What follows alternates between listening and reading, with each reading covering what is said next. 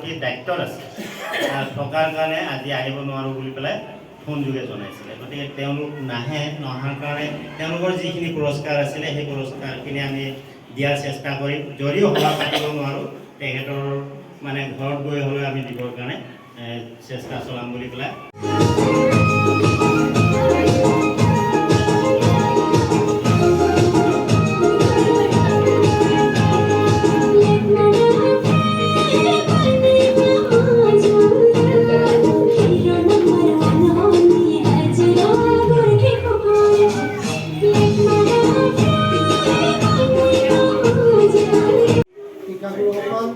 আৰু আমাৰ অসমৰ কেন্দ্ৰৰ চিয়াচী মহোদয় আমি এই সম্বৰ্ধনা ইতিমধ্যে অপগ্ৰহণ কৰিলে তেখেতসকলক আমি আজি জবৰদস্তি এটা চেষ্টা চলাইছোঁ যে তেখেতসকলক এখনি মানপত্ৰ আৰু এখনি চেলেঞ্জ আৰু গামোচাৰে আমি তেখেতসকলক সম্বৰ্ধনা জনাব বিচাৰিছোঁ।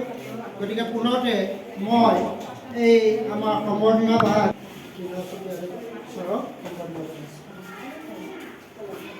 ইয়াৰ পিছতে এখন চেলেঞ্জ চাদৰে সম্বৰ্ধনা জনাব ইৰাৱতী তাইক বাইদেৱে। গতিকে ধৰ্মঘট ভাগ আগবঢ়াবলৈ মই আমাৰ বিশ্ব সন্মানিত বহান ৰুচিল দাস ছাৰ পাঠটো কৰিব। অৱসৰপ্ৰাপ্ত প্ৰধান শিক্ষক শ্ৰীযুত দীননাথ চুতীয়া ছাৰলৈ সম্বৰ্ধনা পত্ৰ। তেখেতৰ ফটোটো ইয়াত পাব্লিছ কৰা হৈছে 11 জুন 2025। শ্ৰদ্ধা ভাজনী আছোঁ বেদনা গধুৰ এই বিদায়খনত আমি উপমাটি সম্প্ৰসাৰণ সমল কেন্দ্ৰৰ শিক্ষক সমাজ অতি প্ৰিয়মান জীৱন সময়ৰ দাস। এই চিৰসত্যক স্বীকাৰ কৰি যোৱা ইংৰাজী 30/11/2023 তাৰিখে আমাক কৰ্মস্থলীত এৰি থৈ আপুনি আগবাঢ়ি গ'ল অন্য এক যাত্ৰাপথত। বিশ্বৰ মানুহ গঢ়াৰ মূল খনিকৰ অজ্ঞানতাৰ আন্ধাৰ ৰাখি জ্ঞানৰ আলোক বিতৰণ কৰা এক চালিকা শক্তিস্বৰূপ শিক্ষকৰ দৰে এই পবিত্ৰ বৃত্তিত নিয়োজিত হ'বৰ বাবে হয়তো 1963 চনৰ পিতৃ স্বৰ্গীয় লংকেশ্বৰ চুতীয়াৰ ঔৰসত আৰু মাতৃ স্বৰ্গীয় মেমেৰী চুতীয়াৰ গৰ্ভত ধৰাৰ বুকুলৈ আপুনি আহিছিল। ভীমপৰা বালিজান গাঁও 19 পৰমানন্দ গগৈ ছাৰ আমি অনুৰোধ ৰাখিছোঁ যিসকল অৱসৰ গ্ৰহণ কৰিছে তেখেতসকল আজি 6জন নে 7জন আমাৰ মাজত উপস্থিত দেখা পাইছোঁ। আজি তেখেতসকলক বিদায় সম্বৰ্ধনাৰ বাবে তেখেতলোকে নিমন্ত্ৰণ কৰি আনিছে। ইয়াৰ পিছতে আমি এখনি মানপত্ৰ প্ৰস্তুত কৰা হৈছে আৰু এই মানপত্ৰ প্ৰস্তুতখনি আগবঢ়াবৰ কাৰণে আমাৰ শ্ৰদ্ধাৰ ন্যায় ছাৰ মহোদয় অনুৰোধ কৰিছোঁ।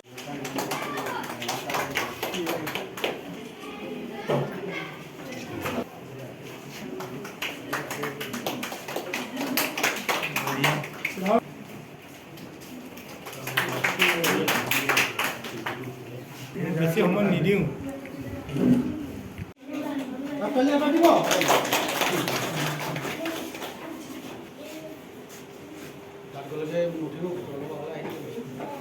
ইয়াৰ পিছতে আমি এখনি ধৰ্মগ্ৰন্থ যিসকলে নেতৃত্ব গ্ৰহণ কৰি আছে আমাৰ তেওঁলোককো আমি শ্ৰদ্ধা জনাইছোঁ।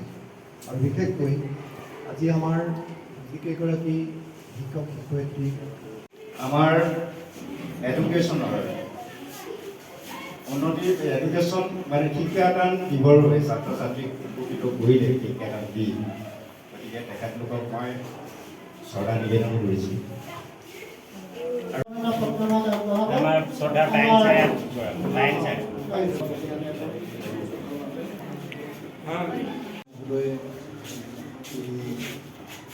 কাৰ্যমন্থ বৰেণ্য ৰাষ্ট্ৰদেৱে প্ৰস্তুত কৰা স্বপ্না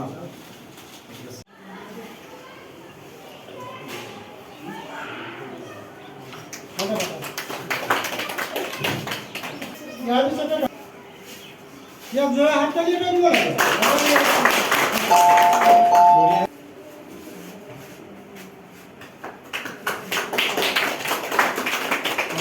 সহমত আছিলোঁ এতিয়া বিদ্যালয় হৈছে আমি কাৰ্যকৰী হ'ম বিভিন্ন অগাৰ পিছত। গতিকে এখেতক এতিয়া আমি সম্বৰ্ধনা জনাব বিচাৰিছোঁ এখন এই ফুলাম গামোচাৰে। গতিকে এই গামোচা আমি আগবঢ়াবৰ কাৰণে মই ওখমাটি সম্প্ৰসাৰণ মণ্ডল সমূহ কেন্দ্ৰৰ অন্তৰ্গত প্ৰায় আমি 12খন এল পি আৰু MV স্কুল মিলি আছোঁ আৰু গোটেই স্কুলকেইখনৰ সিদ্ধান্ত মৰ্মে শিক্ষকসকলৰ সহযোগত আমি বিদায়ী শিক্ষকসকলক অৰ্থাৎ আমাৰ প্ৰায় 7জন শিক্ষক আছে, শিক্ষক শিক্ষয়িত্ৰীসকলক আমি সম্বৰ্ধনা জনাব বিচাৰিছিলোঁ। এবছৰ আগতে আমি চিন্তা কৰিছিলোঁ, কিন্তু আমাৰ বিভিন্ন কাৰণত সেইটো সময়ত নোৱাৰিলোঁ। এই 5 মাহত আমাৰ 5জন শিক্ষকে অৱসৰ লৈ গ'ল আৰু সেই অৱসৰ শিক্ষককেইজনক সম্বৰ্ধনা জনোৱাৰ উদ্দেশ্যেৰে অৰ্থাৎ তেওঁলোকৰ সন্মানৰ অৰ্থে আমি এই অনুষ্ঠানটো আজি অনুষ্ঠিত কৰিছোঁ আৰু সকলো নিমন্ত্ৰিত অতিথি আৰু সকলোৱে সহযোগিতা আগবঢ়োৱাৰ পৰা আমাৰ যথেষ্ট ভাল লাগিলে আৰু আপোনালোকো অহাৰ পৰা আৰু আমাৰ বাকী অতিথিসকলো অহাৰ পৰা যি প্ৰগ্ৰেমটো সফলভাৱে ৰূপায়ণ হ'ল তাৰ কাৰণে আমি সকলোকে ধন্যবাদ জনাইছোঁ আৰু এনেকুৱা কাৰ্যসূচী আৰু ভৱিষ্যতলৈ যে আমি পাতিব পাৰোঁ তাৰ কাৰণে আপোনালোকৰ উৎসাহ দিলে তাৰ কাৰণেও আমি ধন্য মানিছোঁ। আপোনাৰ কোন বিদ্যালয়ৰ পৰা অৱসৰ গ্ৰহণ কৰা শিক্ষক শিক্ষয়িত্ৰীসকলক আপোনালোকে সম্বৰ্ধনা জনাইছে? হয়, উষা মজলীয়া বিদ্যালয়ৰ 3জন শিক্ষক আছে, হৰেন্দ্ৰ ৰাজখোৱা, আমাৰ ব্ৰজেন সোণোৱাল আৰু আমাৰ তৰুণ সোণোৱাল, আমাৰ তাৰিণী বালিজান প্ৰাথমিক বিদ্যালয়ৰ এগৰাকী শিক্ষয়িত্ৰী মিতামণি শইকীয়া আৰু আমাৰ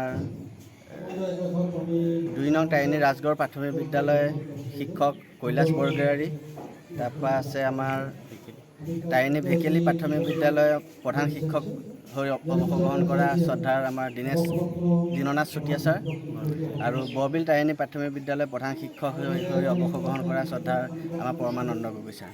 আপোনাৰ ইয়াত কবিতা পুথি উন্মোচন অনুষ্ঠান এটা হৈ গ'ল। হয় হয় কওকচোন হয়, আমাৰ এই বিদ্যালয় উষা মজলীয়া বিদ্যালয়ৰ সহকাৰী শিক্ষক হৰেন্দ্ৰ ৰাজখোৱাদেৱে এই কবিতা পুথিখন প্ৰায় 6 মাহমানৰ আগতে তেওঁ তৈয়াৰ কৰিছিলে, কিন্তু আমাৰ এই অনুষ্ঠানটোত তেওঁ উন্মোচন কৰিম বুলি সিদ্ধান্ত লৈছিলে আৰু এই অনুষ্ঠানটো যদিও তেওঁ ভবাতকৈ অলপ পলম হৈছে, তথাপিও সেই পলম হৈছে যদিও তেওঁ ৱেইট কৰিছিলে আৰু আজিৰ দিনটোলৈ অপেক্ষা কৰা তেওঁ এই কবিতা পুথিখন উন্মোচন কৰিম বুলি